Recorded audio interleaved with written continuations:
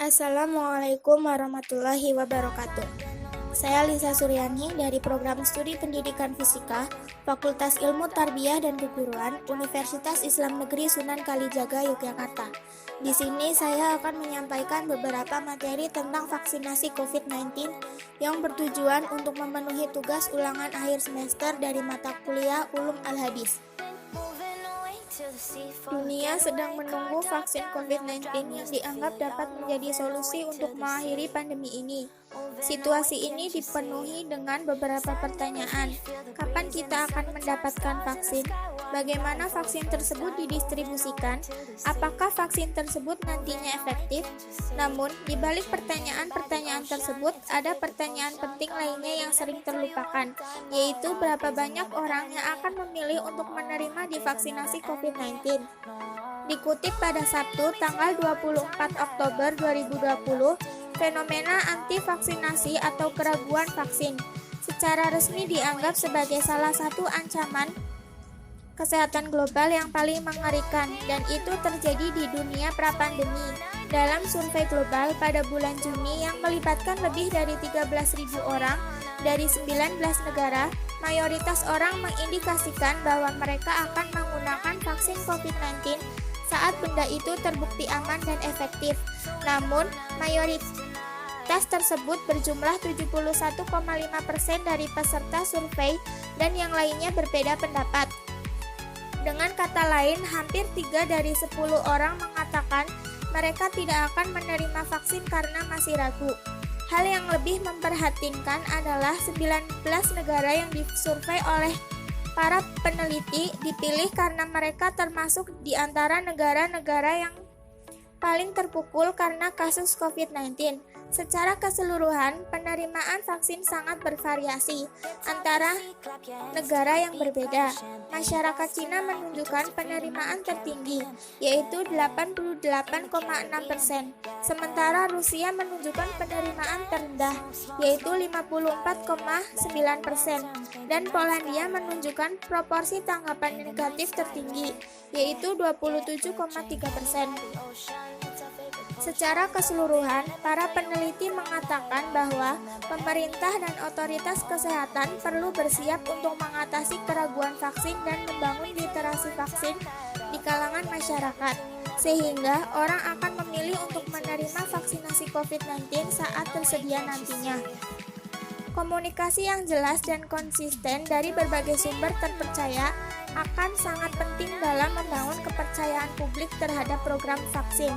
Keraguan untuk menerima vaksin COVID-19 memang menjadi perhatian, namun hal ini bisa diatasi jika vaksin COVID-19 telah dipahami masyarakat dan pemerintah memberi komunikasi yang baik. Kebijakan pemerintah Indonesia terkait vaksin COVID-19 yaitu pemerintah Indonesia gratiskan vaksin COVID-19 untuk seluruh masyarakat Indonesia. Hal ini menunjukkan keperpihakan dan ketegasan negara dalam melindungi seluruh rakyat secara adil dan merata. Keputusan ini menjadi langkah yang tepat untuk mendukung tercapainya target herd immunity. Hal ini tidak hanya berkaitan dengan hak seluruh warga negara untuk mendapatkan pelindungan dari COVID-19, serta dampak sosial ekonomi yang terjadi, namun juga keharusan untuk memastikan jumlah masyarakat yang harus mendapatkan program vaksinasi agar Indonesia bisa keluar dari situasi pandemi. Pemerintah perlu merumuskan bagaimana distribusi vaksin ini kepada masyarakat. Jangkauannya tidak hanya pada tingkat provinsi dan kota, namun juga ke berbagai pelosok daerah hingga perbatasan. Selain itu juga menyoroti transparansi keberadaan dan distribusi vaksin kepada masyarakat. Tentunya dalam distribusi vaksin disarankan agar pemerintah terbuka dan transparan mulai dari pengadaan dan distribusi vaksin, agar tumbuh rasa yakin dan kepercayaan masyarakat. Terlebih merujuk pada data survei yang dilakukan Kementerian Kesehatan, bahwa terdapat 27,8% masyarakat ragu, sedangkan sebanyak 7,6% yang menolak untuk divaksinasi, meski tanpa biaya. Hal ini dikarenakan tingkat kepercayaan masyarakat kepada pemerintah keamanan dan kehalalan sejumlah vaksin yang diimpor oleh pemerintah. Oleh karena itu, pemerintah harus gencar melakukan sosialisasi terkait tahapan dan distribusi vaksinasi yang dilakukan kepada masyarakat hingga ke pelosok Indonesia. Dengan demikian, Indonesia semakin solid dalam menghadapi pandemi sekaligus pulih secara ekonomi. Masalah kehalalan vaksin COVID-19 kembali menjadi perbincangan dalam pengadaan vaksin dan pelaksanaan vaksinasi dalam rangka penanggulangan pandemi COVID-19, karena masih banyak masyarakat di berbagai negara yang menolak pemberian vaksinasi. Alasannya beragam, mulai dari ragu akan aman tidaknya bahan pembuatan vaksin, hingga urusan yang berkaitan dengan agama. Begitu juga di Indonesia, dengan mayoritas penduduk beragama Islam. Pemberian vaksin menimbulkan perdebatan terkait isu akan halal tidaknya jenis vaksin yang diberikan. Selain itu, bagi beberapa orang, pemberian vaksin yang merupakan buatan manusia dianggap mendahului takdir. Vaksin yang akan diberikan ke masyarakat harus mengantongi sertifikat halal dari lembaga yang memiliki otoritas, Majelis Ulama Indonesia. Namun, tidak ada solusi selain vaksin tersebut, maka dalam situasi darurat bisa digunakan dengan penetapan yang dikeluarkan Majelis Ulama Indonesia. Terkait pengadaan vaksin oleh pemerintah sebagai bentuk upaya ikhtiar untuk mencegah terjadinya suatu penyakit. Program vaksinasi adalah bagian dari upaya pengobatan. Sebenarnya dalam Islam, pencegahan itu bagian dari pengobatan, sebagaimana proses pemulihan. Islam mengajarkan agar mencegah dan mengobati diri sendiri dari semua penyakit. Sebab setiap penyakit pasti ada obatnya, namun tidak boleh berobat dengan yang haram. Rasulullah SAW bersabda, Allah telah menurunkan penyakit dan obat, serta menjadikan obat bagi setiap penyakit, maka berobatlah dan janganlah berobat dengan benda yang haram. Hadis riwayat Abu Daud dari Abu Darda. Karena vaksinasi pencegahan COVID-19 harus terjamin kehalalannya. Pemerintah tengah melakukan uji klinis vaksin COVID-19 yang diadakan melalui kerjasama dengan negara-negara lain.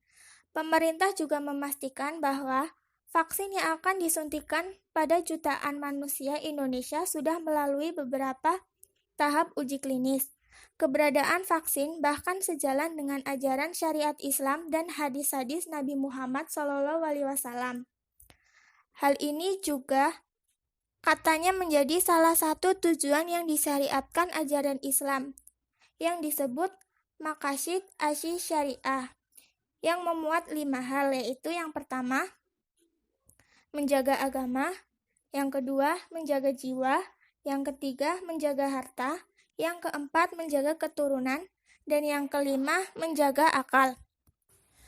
Dari 5 hal tersebut, dalam kondisi yang normal, menjaga agama itu nomor 1, nomor 2 menjaga jiwa atau hisdabun nas. Tapi dalam keadaan yang tidak normal, seperti masalah pandemi, menjaga keselamatan jiwa menurut syariat itu nomor 1, karena menjaga jiwa tidak ada alternatifnya, tidak bisa digantikan yang lainnya, maka harus diutamakan. Adapun dalil umum dalam agama Islam yang meminta umat Islam mempersiapkan 5 hal sebelum datang, yaitu yang pertama, umat Islam harus bersiap pada masa mudanya, sebelum masa tua. Yang kedua, persiapan masa sehat sebelum sakit. Yang ketiga, persiapan masa kaya sebelum miskin. Yang keempat, persiapan masa luang sebelum sibuk. Dan yang kelima, persiapan masa hidup sebelum mati. Sekian yang dapat saya sampaikan mengenai vaksinasi COVID-19. Kurang lebihnya saya mohon maaf. Semoga bermanfaat. Sekian dan terima kasih. Wabillahi taufiq wal hidayah. Wassalamualaikum warahmatullahi wabarakatuh.